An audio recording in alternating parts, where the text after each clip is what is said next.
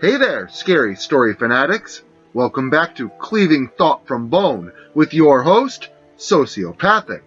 They say dining with the devil requires a long spoon, but if you meet him in person, that might not apply. So, lock your doors and hide the car keys. This is one trip better taken from the comfort of your own home. The Devil's Punchbowl.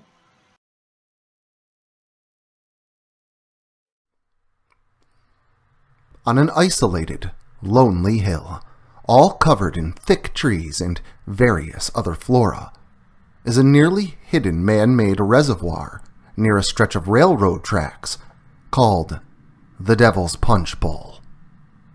The area gets its name from a local legend that encircles a traumatic train wreck that happened years ago. On a cool, misty night, a passing train derailed on that hill and plunged deep into the water off the tracks. The quarry already abandoned, and the water deep, much of the wreck was never recovered from the bottom of the lake, including the individuals of those on board. Or so it is said. But that is another story. This is the story of what this place can do, what its power is.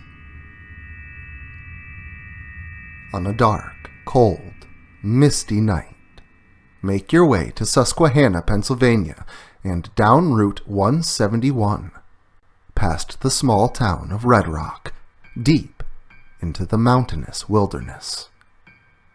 Your demeanor, type of vehicle, clothes, etc., do not matter. All that matters is the night, and that you bring along a friend, someone you trust with your life. You must each have a timekeeping device. A watch works best. Make sure to sync the times of the two watches precisely, down to the second. It must be night. It must be chilly, but not winter, as the water of the punch bowl would be frozen, and the moon must also be visible as a half-moon, half in light, half in darkness. If you stay upon the road, before long, you will come upon a bridge to the right that stretches high across a vast, flowing river. On the other side is a small town. If you take a left, you'll be brought out of town on a road that wraps around the horn of a mountain, not a house in sight. You may want to take it slow, or even decide to walk the last few miles, as the dirt road to the right is so narrow and hidden by tall grass and shrubs that a driver at night is liable to miss it and pass it up entirely. At about 5 or so miles out of town is when that narrow dirt road will be on the right-hand side. Take it. If your vehicle is low to the ground, you may want to park it here and walk in. If, however, whatever you're driving happens to have four-wheel drive, you'll likely be okay in taking the vehicle all the way to your destination. If you're walking, you won't be able to miss it, and if you're driving, you should be going very slow so as to not miss it as well. There will be one, and only one side trail leading off of this dirt path road. It will be on your left and more narrow than the one you're currently traversing. If your vehicle is long, you'll need to make an extra wide turn so as to not get stuck in the overgrown corner, hiding old logs and deep ruts from where your predecessors have tried to make this same turn.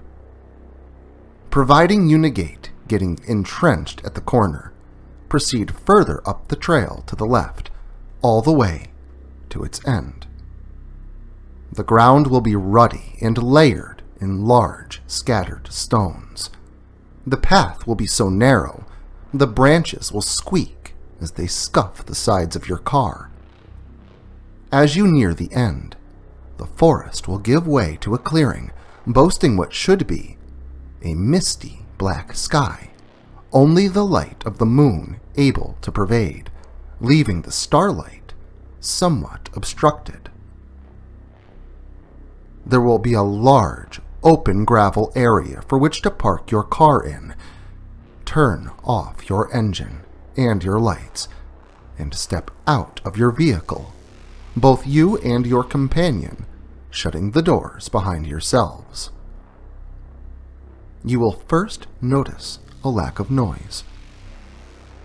There will be no crickets or peeping frogs to be heard, no owls or rustlings of any other forest dwellers.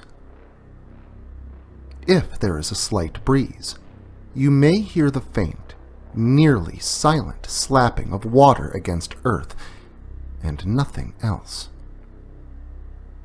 Allow the one you brought with you to hang back. Just make sure they're paying strict attention to the time, specifically to the watch on their wrist previously synced with yours. If you hear water, head towards it. If not, walk in the direction of the center of the area you are now standing in. Not far from your vehicle, likely only 25 feet away, you will find the cold, black water of the Devil's Punchbowl. Once you've reached it, prepare yourself for a swim. Rid your body of electronic devices, even ones that are waterproof and will possibly survive. They will only interfere with the watch that you should be wearing. The only device you should take with you, that must go with you, is that watch. If you should choose to remain fully dressed, or stripped down to your undies and beyond, it will have no impact. Now, slowly step into the water. This would be a good time to turn back and make sure that your friend is paying attention. If he is, keep wading deeper and deeper into the water, past waist and neck depth, past the point to which your toes can no longer touch, and swim out into the middle of the small lake, as close to the center as you can possibly manage. The water will be cold, but do your best not to think about it. It will only sway your thoughts. Once in the center, lay on your back, floating at the surface. Call out to your friend on the shore, signaling to him to ensure his unfettered attention. Make sure that your head and body are now in the supreme position, that your earlobes are dipped beneath the surface of the water, muffling any pervading noise. As you lay there, bobbing on the surface, staring up at the sky, try to imagine that you're not in the water, that you're not bound by the laws of gravity. Ignore the reasons behind your deafness, only revel in it. Imagine that you are weightless. The support of the water will help you to do this. Picture yourself leaving the surface of Earth, that you're not looking up into the sky, but that you're looking out, or even better, down at it. Once this has been achieved, you will know it. You will feel as though the laws of nature no longer apply. This is when you will close your eyes. Retain your thoughts and feelings of free fall. Do not shift your attention to anything else. You may hear something in the water, deep below you in the cold, murky darkness. Don't listen. They're only trying to trick you. At one point, you may feel as though there's something large and menacing beneath you, waiting to reach up and pull you down.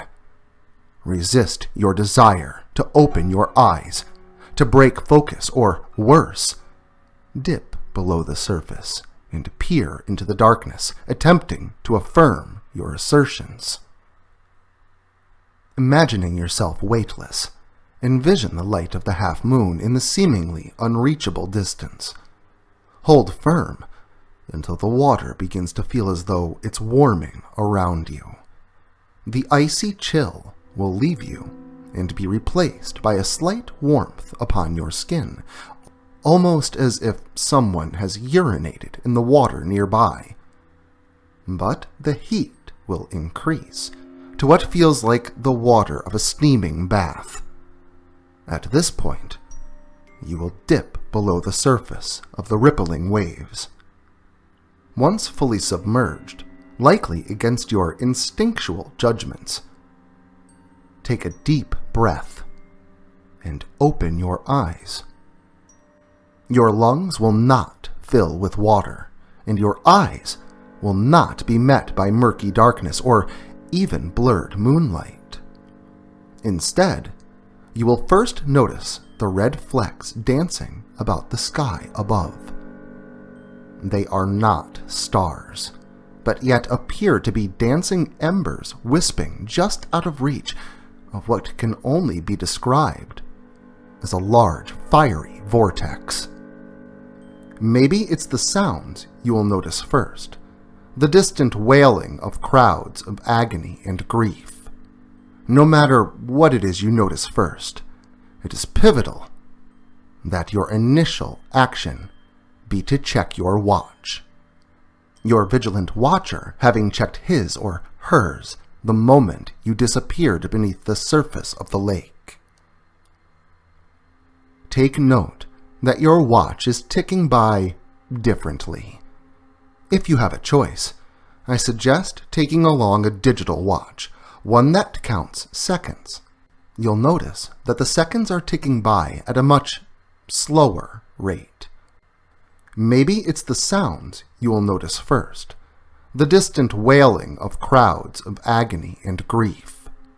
No matter what it is you notice first, it is pivotal that your initial action be to check your watch. Your vigilant watcher having checked his or hers the moment you disappeared beneath the surface of the lake. Take note that your watch is ticking by differently. If you have a choice, I suggest taking along a digital watch, one that counts seconds. You'll notice that the seconds are ticking by at a much slower rate. Continued observation would reveal about a minute between each second.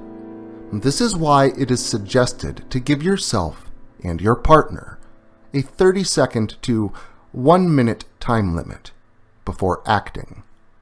Although it may seem preposterous at the time, with consideration, each minute will pass for you as a full hour. The time restriction placed is entirely up to you, but suggestions are given for a reason. Lift and turn your head. Take in your surroundings, but make haste in doing so. You will no longer be treading water in the lake, but standing in something more the size of a small puddle. The water will be thick and dark, and upon pulling yourself to shore, it will reveal itself as only a couple inches deep. The air around you will be thick, and the aroma of singed hair, decaying flesh, and rotten eggs will fill your nostrils. Do your best not to vomit here, for you are now being watched, and it is vital that your visitors do not gain the element of surprise. Take a step back into the center of the puddle, endure the screaming and rancid odors, and focus your attention on the approaching abominations. If you take a look around you, you will see that they do not emerge from the distance, nor do they attack from above. These beasts will raise from the mud and other black sopping wet materials only a few short yards away. A drone of them will approach you, their black, sticky appendages lurching forward, dark, melted flesh will cover the remnants of eyes, and only gurgles and shrieks will leave their mouth-like orifices. Do not move from place. You will show no fear and demand Congress with the King of Lies. At first, they will continue to lunge at you, growl and gurgle with malice, but this is only an attempt to make you flee from the center of the small, thick puddle. If you're calm and focused, you will notice that none of them will ever cross the barrier of that small puddle and the sodden earth surrounding it. If you have remained composed and have stood your ground, they will next try and persuade you from place, offering to take you to the master of this realm and the keeper of souls. Do not oblige them. They are still only attempting to remove you from place. The creatures desire your permanent stay, yet they know they cannot cross the barrier, and they cannot simply leave you to your own devices. Even if they simply turn and leave, take faith that they are not truly gone. That is yet another attempt at a trick. They will eventually have no choice but to honor your request, and the beast himself will thereby be summoned to you. Why would anyone request audience with the devil, you ask? Well, although it is true that he will lie, the devil is willing to deal information. Contrary to popular belief, his prices are rather accommodating. He has the ability to appear as he wants, but it is likely that he will assume a pleasing form, a means to an end. After you make introductions, he will want to get right down to it. If you simply have a desire to pass an upcoming exam, obtain a small raise, or get an extension on your monthly rent, a mere compliment may be all that is required. If your desire is to obtain a specific job, or maybe ensure a loved one's safety in hazardous times, you may have to offer up a digit or two, or purely a pound of flesh.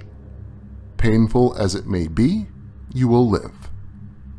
In reality, if you're willing to go to these lengths, however, chances are your request is accompanied by a much steeper cost.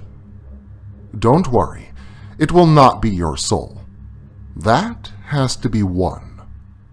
No, a request like murder, love, altering the past will likely shorten your life expectancy, but depending on your perspective, possibly worth it. You have as much time to bargain and converse with him as you allotted for yourself. I assure you, there is no danger in polite conversation, provided you do not move from the murky circle. While you talk, deal, awaiting time to run out, he will try to tempt you to move from the circle. Maybe he will present you with a person you once lost to death. Likely, this individual will be crying out in pain or sadness and beckon for your help. You must not move from place. I wish I could tell you it's only an illusion and nothing more, but in reality, it is likely the person presented before you. Nevertheless, do not move. If you are driven by more material pleasures, maybe he'll present you with piles of shining gold or silver or lustful would-be companions, all just out of reach. Whatever your pleasure, remain within the boundaries. When time runs out, you will feel a grip on your ankle, pulling you down into the muck. This will happen when your friend places his hand in the water just off the shore of the Devil's Punchbowl. You will sink down beneath the slimy muck. Darkness and the grip on your leg will be the only sensations to be had. It may seem as if a lifetime passes, but to both the astonishment of you and your friend, you will bob to the surface of the Punchbowl, not even a foot offshore, your ankle still in his or her clutches. If you're lucky enough to have made it back alive, your deals are done, and that which you have acquired will serve as the only reminder of what you have promised. However, if you do venture outside the barrier, it is likely that the temptations will overcome you, and one way or another, you will not be in place at the time you designated for yourself. Once your time is expired and you have missed your chance, you will have been tricked and your soul delivered as a prize to evil. The true nature of your reverie will be made very clear. You will long to make your way back to that murky puddle of brown sludge in hopes of making it through and returning on your own. And you may. But even if you succeed, the agony of hell will have changed you into something else.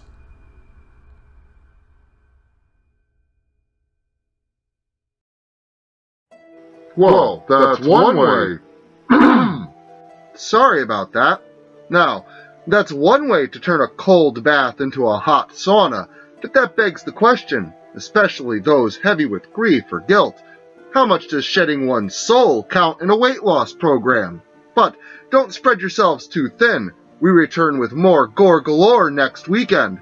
And as always, like, share, subscribe, and turn on notifications so I can catch you all next Saturday.